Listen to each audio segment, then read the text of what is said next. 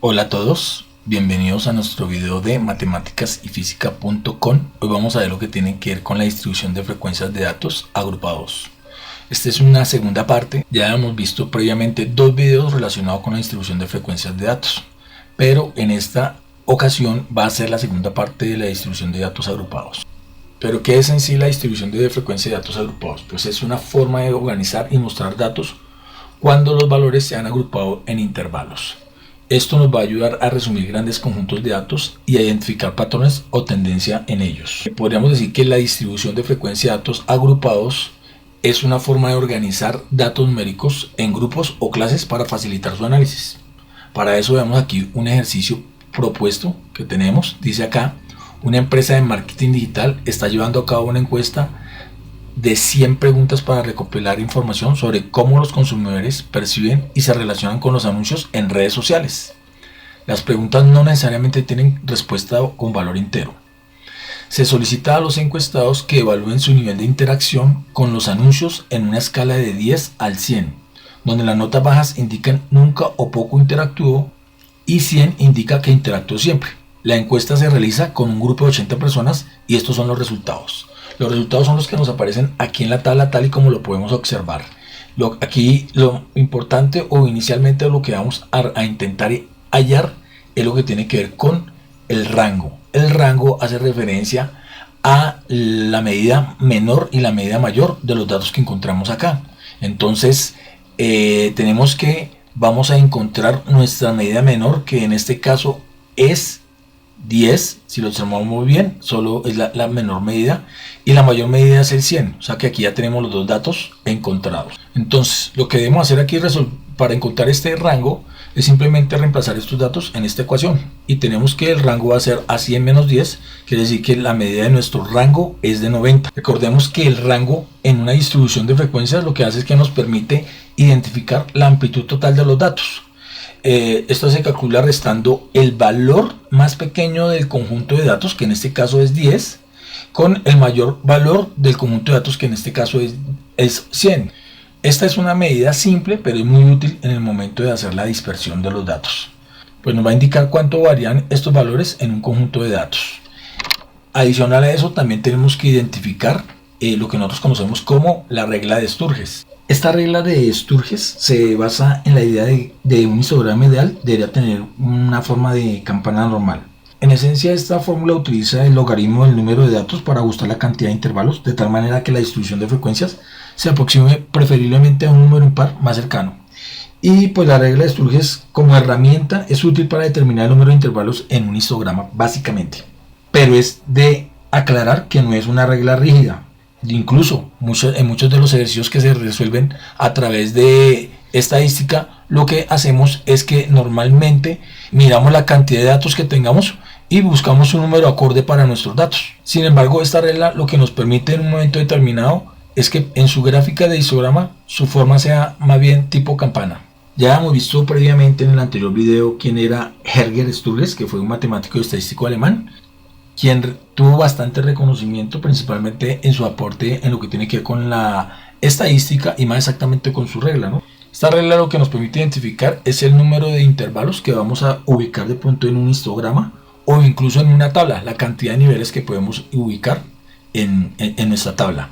Y la podemos calcular a través de esta regla, que traducida en base 10 es equivalente a 1 más 3,322 logaritmo de n, donde ¿quién es n? N es la cantidad de datos que tenga el problema, como en este caso que son 80 datos, quiere decir que al reemplazarlo por 80 vamos a encontrar que nuestro número de niveles corresponde a la multiplicación de esta expresión 3,322 por 1,903, que es equivalente a 6,3220 más 1, o sea, equivalente a 7,322. Ese sería el valor del número de intervalos. Lo que normalmente se recomienda es que se acerque al siguiente número. Puede ser de 8 intervalos, digamos, el análisis que le haríamos a nuestra tabla de frecuencias. Recordemos que normalmente nos dicen que si la tabla está en intervalos, la recomendación es hacer un histograma. Pero aquí tenemos ya dos datos y es importante calcular el tercer dato que normalmente nos colabora. Por eso aquí tenemos la definición de lo que es el rango más lo que es nuestro número de intervalos. Nos falta por hallar lo que es la amplitud de un intervalo, y la amplitud de un intervalo lo calculamos mediante esta ecuación, donde lo que hacemos es dividir el rango que ya calculamos más nuestro número de intervalos, que en este caso vamos a aproximar a 8. Entonces lo que hacemos es dividir 90 sobre 8, y esto me da que nuestra amplitud de cada intervalo va a ser de 11.25. Esa va a ser la amplitud de cada uno de nuestros intervalos. Para el ejercicio que vamos a hacer acá, pues vamos a tomar como nuestro número de intervalos el valor de 8, aunque la recomendación en algunos de los libros dice que lo acerque al número impar más cercano. Sin embargo, no es una regla, es simplemente una recomendación. Habiendo calculado estos datos, pues analicemos qué nos dice nuestra encuesta. Nuestra encuesta de marketing digital e interacción con los anuncios nos dice lo siguiente: que 8 consumidores de redes sociales calificaron la percepción entre 10 y 21.25, que 6 calificaron la percepción entre 21.25 y 32.50, que 12 calcularon la percepción entre 32.50 y 43.75, que 9 la calcularon entre 43.75 y 55.00, que 17 consumidores de redes sociales calificaron la percepción entre 55 y 66.25, que 11 calificaron entre 66.25 y 77.50, que 10 la calificaron entre 77.50 y 88.75, y que 7 consumidores de redes sociales calificaron la percepción entre 88.75 y 100. Estos serían los datos dados por la encuesta realizada por marketing digital a la interacción con los anuncios.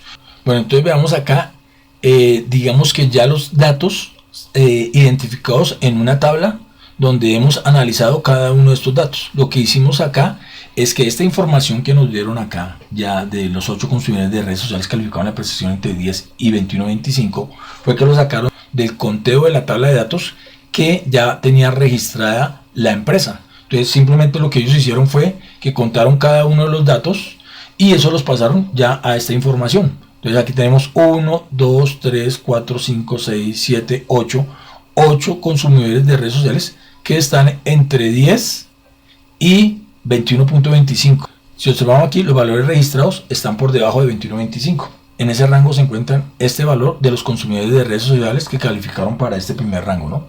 Ahora, veamos que eso lo podemos llevar, esa información anterior la podemos llevar a una tabla, y en esta tabla pues colocamos nuestra interacción con anuncios teniendo en cuenta que los intervalos. Recordemos que estas tablas de frecuencia son herramientas útiles en estadística que nos permiten resumir y organizar datos de manera ordenada. Además nos sirven para mostrar la distribución de frecuencias de valores en un conjunto de datos, lo que nos ayuda a identificar patrones, tendencias y valores atípicos en los datos. Además, estas tablitas también facilitan la comparación entre diferentes conjuntos de datos y la visualización rápida de la distribución de los datos.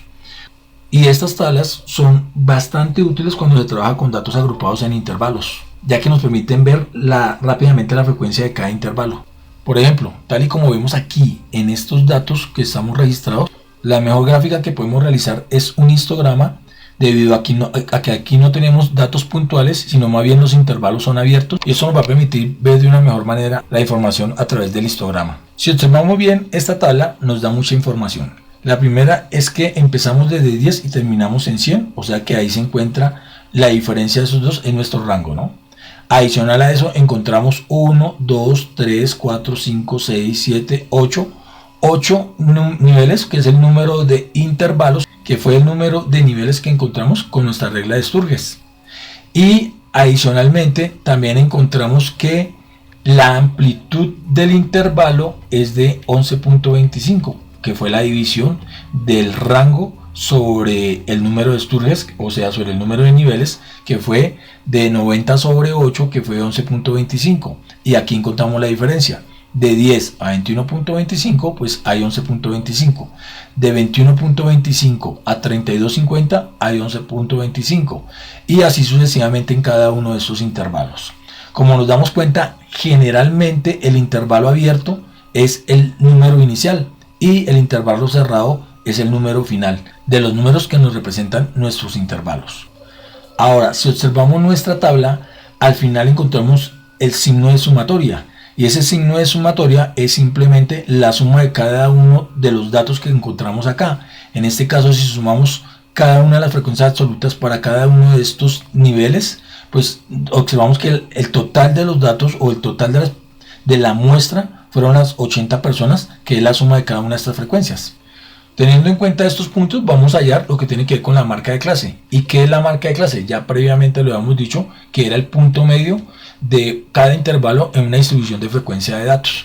O sea, lo que hacemos es lo siguiente. Nosotros hallamos nuestra marca de clase haciendo la semisuma de estos dos intervalos, de estos dos extremos.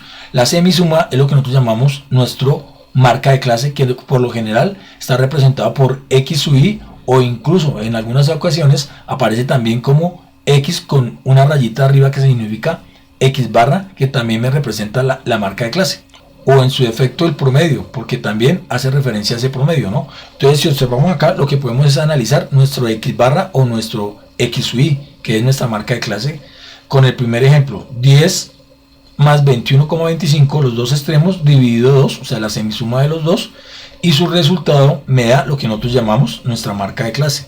Esto lo podemos hacer para cada uno de los ejercicios que encontramos aquí. Si observamos nuestro segundo dato, tenemos 21,25 más 32,50, eso me da 53,75. Si lo divido entre 2, eso me da 26,875, que es nuestra marca de clase.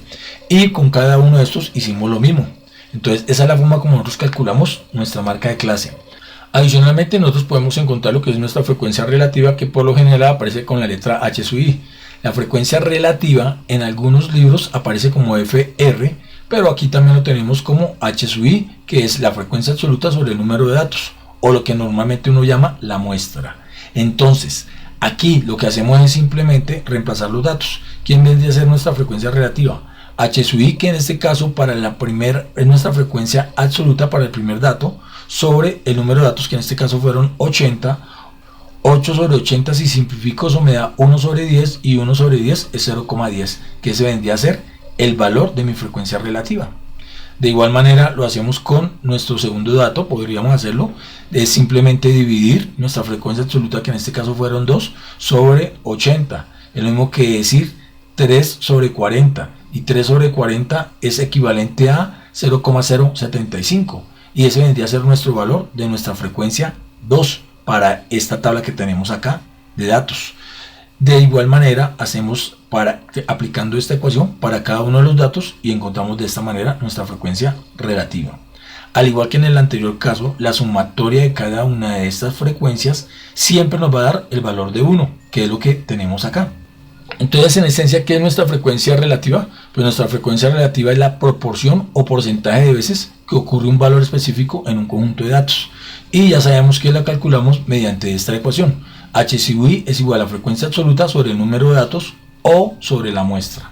Veamos acá un nuevo dato que está relacionado con la frecuencia relativa porcentual, que es la frecuencia relativa expresada como un porcentaje. Se calcula multiplicando la frecuencia relativa por 100. Les recuerdo que ya previamente hemos analizado estos temas en otros videos con más detalle. Sin embargo, aquí pues simplemente estamos recordando algunos de estos conceptos. Aquí nuestra frecuencia relativa porcentual es simplemente nuestra frecuencia relativa multiplicada por 100, tal y como nos lo dice aquí en nuestro enunciado. Y lo que hacemos es que al multiplicar por 100 pues encontramos nuestra frecuencia relativa porcentual. Si a 0.10 lo multiplico por 100, me encuentro que es el 10%. Matemáticamente, ¿cómo me quedaría esta información? Pues previamente ya habíamos hallado nuestra frecuencia relativa, que era la frecuencia absoluta sobre el número de datos. Para el ejemplo 1 era 8 sobre 80, si simplificaba era un décimo, y un décimo es 0,10, y este 0,10 yo lo puedo llevar a nuestra frecuencia relativa porcentual multiplicando simplemente por 100, y al multiplicarlo por 100 me encuentro que eso equivale al 10%.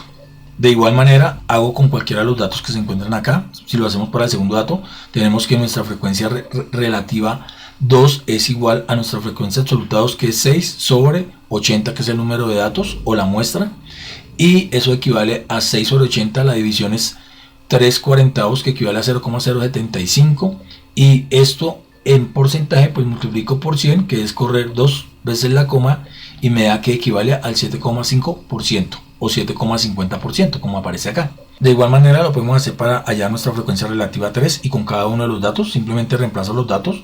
12 sobre 80, al simplificar eso me da 6 sobre 40, 3 sobre 20, o sea 0,15. ¿Y qué vendría a ser 0,15? Pues si corro la coma 2 lugares al multiplicar por 100, entonces me queda que es el 15%. Y esa sería nuestra frecuencia relativa porcentual 3, el 15%, tal y como aparece aquí en la tabla. De igual manera podemos hallar nuestra frecuencia absoluta acumulada, que simplemente tenemos aquí los datos. ¿Qué es la frecuencia absoluta acumulada? Pues es la suma acumulada de todas las frecuencias absolutas de los valores del conjunto de datos. En este caso, nuestra frecuencia absoluta era 8, nuestra frecuencia acumulada inicial pues va a ser ese mismo 8. Para la frecuencia absoluta 2 es 6, nuestra frecuencia acumulada va a ser la suma de estos dos, 8 más 6, 14. Y así sucesivamente hago la frecuencia acumulada. Sumo este con el anterior, con el siguiente dato. Frecuencia acumulada que me dio 14 más 12 de nuestra frecuencia absoluta me da 26. 26 más 9 me da 35, 35 más 17 me da 52, 52 más 11 me da 63, 63 más 10 me da 73 y 73 más 7 me daría 80. Que esa sería la suma de nuestra frecuencia acumulada, que este dato corresponde exactamente con la muestra, con la cantidad de datos retomados en nuestra encuesta. Si observamos en esta tabla también nuestra frecuencia relativa porcentual, al sumarla podemos sumarla y siempre nos va a dar 100%. Puede que en algunos libros aparezca que no aparece el 100% sino 99,999 algo, pero es porque no se tuvieron en cuenta todos los decimales. Pero si tuviéramos en cuenta todos los decimales, siempre nuestra suma sería del 100%. Ahora, de igual manera como hallamos nuestra frecuencia acumulada, pues podemos hallar nuestra frecuencia relativa acumulada. ¿Qué vendría a ser? Pues la suma de las frecuencias relativas que se encuentran aquí en la tabla. Nuestra frecuencia relativa equivalía a 0,10. Quiere decir que nuestra frecuencia relativa acumulada es 0,10 también para el primer dato. Observemos que aquí nuestra frecuencia relativa normalmente viene con la letra H minúscula o FR. Aquí la encontramos con H mayúscula cuando es la acumulada. Y simplemente, al igual que en el anterior caso, pues sumamos con la frecuencia anterior. 0,10 más 0,075 me da 0,175. 0,175 más 0,15 me da 0,325. Aquí hubo un pequeño error con esta coma. 0,325 más 0,125 me equivale a 0,4375. 0,4375 más 0,2125 me da 0,65. Y si yo sigo sumando cada uno de estos, vamos a encontrar que nuestro resultado final va a ser 1, que es el mismo valor que tenemos en nuestra frecuencia relativa. Veamos ahora lo que tiene que ver con la frecuencia relativa porcentual acumulada, que es exactamente lo mismo, pero para la frecuencia relativa porcentual. En este caso, ¿qué es? La suma acumulativa de cada una de estas frecuencias. Entonces, para nuestra frecuencia relativa porcentual acumulada, tenemos que es H sub I porcentaje, ¿no? Que es simplemente pasar los datos, la suma de los datos en porcentaje. 10 inicialmente, más para nuestro segundo nivel fue de 7,50, entonces nuestra frecuencia relativa porcentual acumulada es de 17,50. Y así sucesivamente sigo sumando hasta el final, donde encontramos una suma del 100% equivalente a la frecuencia relativa porcentual total. Bueno, como siempre, aquí pues les voy a dejar un problema por si decides resolverlo sobre esta misma información que vimos en clase. Y les agradezco por estar nuevamente aquí en el canal. Y nos veremos en un próximo video. Muchas, pero muchas gracias.